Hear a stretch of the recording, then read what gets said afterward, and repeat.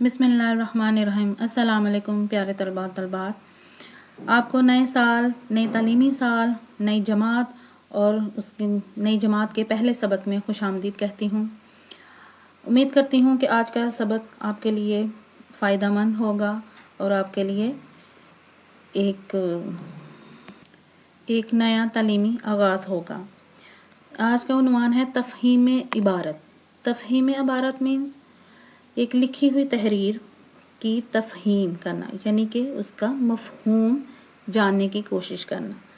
تفہیم سے مراد کسی بھی چیز کے مفہوم پر عبورت رکھنے کی قابلیت کو کہتے ہیں۔ مفہوم مطلب اس کا خلاصہ بیان کرنا، اس کی تشریح کرنا، ایسی عبارت جس کا مفہوم جان کر ہم اس میں دیے گئے سوالات کے جوابات دے سکیں، اس کو تفہیم عبارت کہتے ہیں۔ چلیے پڑھتے ہیں آج کی عبارت اور پھر اس کے سوالات کے جوابات دینے کی کوشش کریں گے۔ اسلام نے رزق حلال کمانے والے محنت کش مزدوروں اور ان لوگوں کو خوشخبری سنائی ہے جو رزق حلال کما کر کھاتے ہیں اور اپنے بچوں کو کھلاتے ہیں۔ جو ایسا رزق کماتا ہے اور کھاتا ہے، اللہ تعالیٰ کی اس پر بے شمار نعمتیں رحمتیں ہوتی ہیں۔ وہ صحت مند، تندرست، اس کی اولاد تابع دار، کامیاب زندگی گزارتی ہے۔ ایسے بندے کو اللہ نے دوست کہا ہے۔ حدیث کے مبارکہ میں ہے کہ بہترین کھانا اپنے ہاتھ کی کمائی ہے۔ بہت سے انبیاء نے بھیڑیں چرائیں، تجارت کی۔ حضرت داؤد علیہ السلام بھی لوہے کی زریں بناتے تھے۔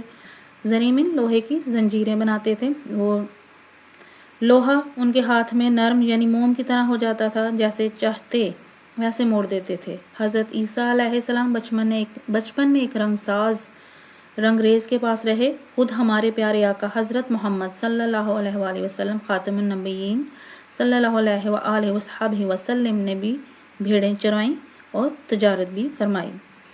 گو پیشے الگ ہوں مگر منافع جائز اور معقول ہو۔ تجارت ہو یا فصل بوئے اور کاٹے، کبھی دفتر فیکٹری میں ہو یا مزدوری، ہر جگہ رزق حلال ہی بہترین رزق ہے۔ آپ نے اورنگزیب عالمگیر کا نام سنا ہوگا۔ بادشاہ وقت تھا۔ وہ قرآن پاک کی کتابت کر کے ٹوپیاں سی کر روزی کماتا تھا۔ سرکاری خزانے سے اپنے لیے کچھ حاصل نہ کرتا تھا۔ ان کا ایک واقعہ حاضر خدمت ہے۔ اورنگزیب عالمگیر کے استاد محترم کا نام ملا احمد جیون تھا۔ ایک مرتبہ ملا احمد جیون اپنے شاگرد کی دعوت پر بادشاہ سے ملنے ان کے پاس تشریف لے گئے۔ بڑے عرصے بعد ملاقات ہوئی تھی۔ اورنگزیب نے ان کی خوب خدمت کی۔ جب واپسی کا ارادہ فرمایا تو اورنگزیب نے اپنے استاد محترم کی خدمت میں ایک چونی ہدیہ کے طور پر پیش کی اور محل کے دروازے پر خدا حافظ کہا۔ اس کے بعد اورنگزیب ملکی معاملات، جنگ و جدل، رعایا کی خدمت میں مصروف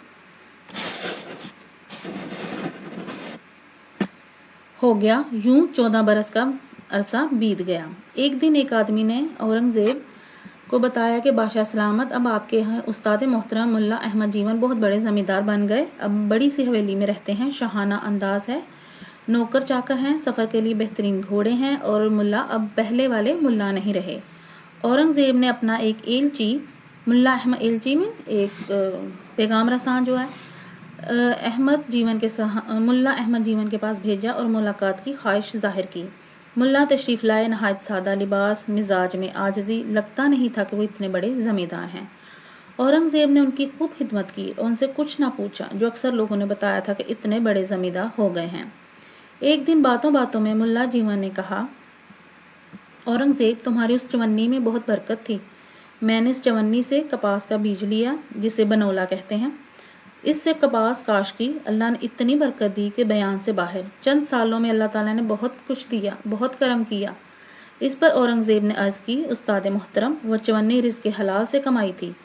اس پر اورنگزیب نے ایک ایلچی چاندنی چوک میں ایک ہندو بنیا کے پاس بھیجا اور اسے کہا کہ وہ فلاں سال کے حساب کتاب والا رجسٹر لیتا آئے۔ ایلچی نے جب اس ہندو بنیا جس کا نام اتم چند تھا کو بادشاہ کا حکم سنایا تو وہ کھاتا لیے ہانپتا کانپتا بادشاہ کے حضور حاضر ہو گیا۔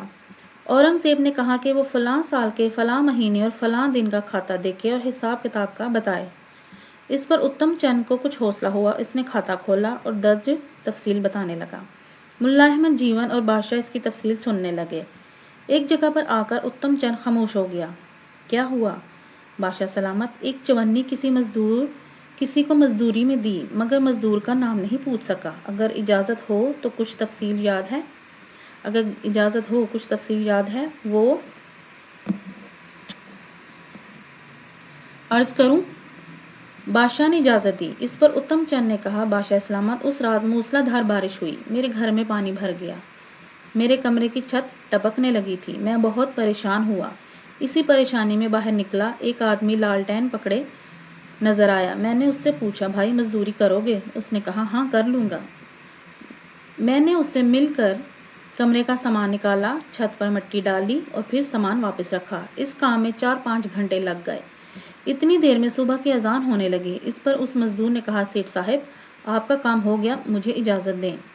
میں نے جلدی سے جیب میں ہاتھ ڈالا. جیب میں صرف چونی تھی. میری مجبور میرے پاس اگر روپیہ نہ سہی 98 ضرور دیتا. میرا ضمیر آج بھی کہہ رہا ہے کہ اسے مزدوری کم دی. آج 15 برس ہونے کو آئے ہیں. مجھے وہ عظیم شخص نہیں بھولتا. نہیں، میں نے اسے کہا بھی تھا کہ وہ صبح آ کر میری دکان پر آ کر مزدوری لے سکتا ہے، مگر اس نے کہا مجھے اتنی مزدوری ہی ٹھیک ہے. اس پر بادشاہ نے اتم چند کو جانے کی اجازت دے دی. وہ آداب بادشاہی کر کے رخصت ہو گیا. جب سیٹھ اتم چند چلا گیا تو اورنگزیب نے کہا: استاد محترم، میں بھیس بدل کر اکثر گلیوں بازاروں میں جاتا ہوں اور عوام کی خبر گیری کے لیے اس دن بارش میں لالٹین لیے کھڑا تھا کہ سیٹھ اتم چند نے مجھے مزدوری کے لیے کہا اور یہ چونی اس کی مزدوری تھی. اس پر ملا احمد جیوانی نے کہا: مجھے یقین تھا کہ یہ رزق حلال ہے، ورنہ اتنا پھل، اتنی برکت کسی اور دولت میں کہاں.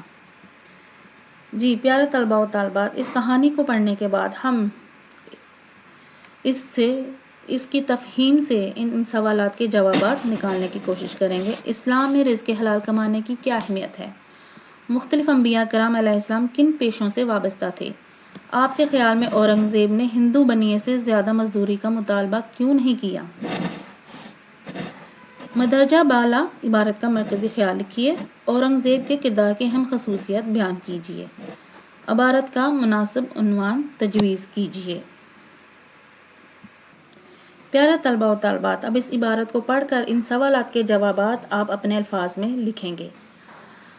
امید کرتی ہوں کہ آپ کو ان سوالات کے جوابات ڈھونڈنے میں آسانی ہوگی.